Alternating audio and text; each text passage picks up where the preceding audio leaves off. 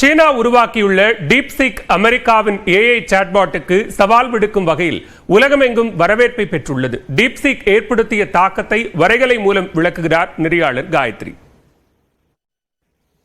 ஒரு சாதாரண சாட்பாட்டா சீனாவால் அறிமுகப்படுத்தப்பட்ட இந்த டீப்சீக் ஏஐ அப்படிங்கிறது இன்னைக்கு உலக அளவில் பேசு பொருளா மாறி இருக்கிறதோடு மட்டும் இல்லாம பங்குச்சந்தையிலையும் ஒரு வீழ்ச்சியை ஏற்படுத்துற அளவுக்கு உருமாறி இருக்கு. இதுக்கு காரணம் என்ன அப்படின்னு பார்த்தோம்னா, பொதுவா நம்ம பயன்படுத்துற ChatGPT, ஜெமினி, மெட்டா ஏஐ இது எல்லாமே அமெரிக்கால கோலோச்சி இருக்கக்கூடிய டெக் நிறுவனங்களான அமெரிக்க டெக் மற்றும் செமிகண்டக்டர் நிறுவனங்கள் தான் டாப்ல இருக்கிறாங்க.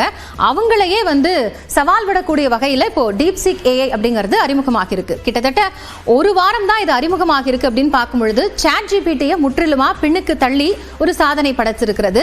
அதே மாதிரி ஓபன் ஏஐ கூகுளை விட இந்த இயக்கத்துக்கான செலவு அப்படிங்கிறது 27 மடங்கு குறைவு அப்படிங்கிறதுனாலையும் இது இந்த அளவுக்கு ஒரு பேசு பொருளா மாறுறதுக்கு முக்கிய காரணமாக சொல்லப்படுகிறது.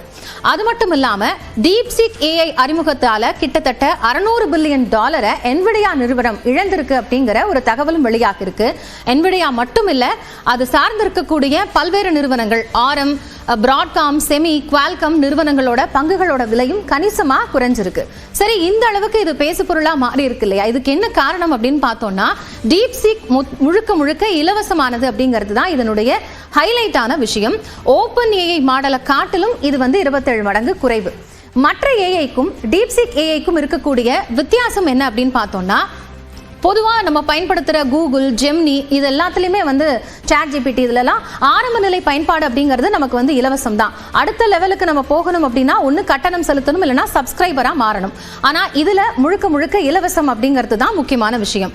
அதே மாதிரி பயன்பாட்டு வரம்பு அப்படிங்கிறது மற்ற ஏஐ நம்ம பயன்படுத்தும் போது இருக்கு. குறிப்பிட்ட நேரத்துக்கோ இல்லை குறிப்பிட்ட கால அளவில் தான் பயன்படுத்த முடியும். அதன் பிறகு நம்ம சந்தாதாரனா மாறணும்.